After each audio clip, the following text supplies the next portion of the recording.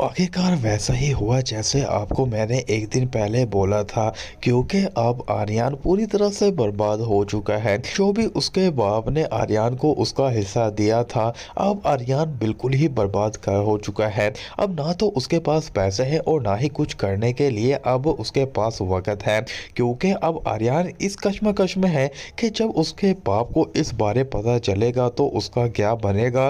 क्योंकि उसका बाप, जिसने अपने दिल पर पत्थर रखकर बोला था कि तुम जो चाहो इन पैसों का कर सकते हो, मगर दोस्तों आसा साहब के एक बेटे की टेंशन खत्म होती है तो दूसरे बेटे की टेंशन दरवाजे पर दस्तक देकर खड़ी होती है।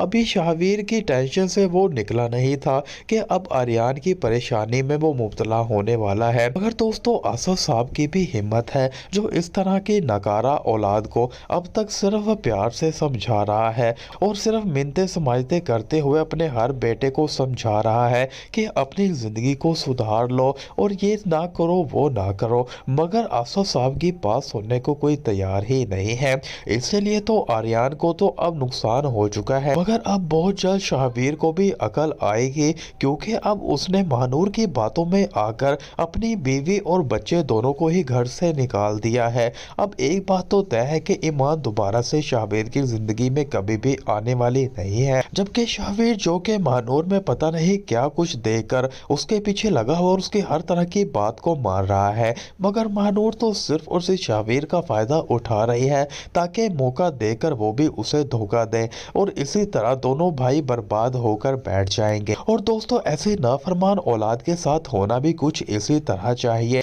जिन्होंने माँ बाप को परेशान किया, उन्हें अजियत दी और उनका कहना ना माना। दोस्तों सब आप आने वाले एपिसोड्स में देखने वाले हैं।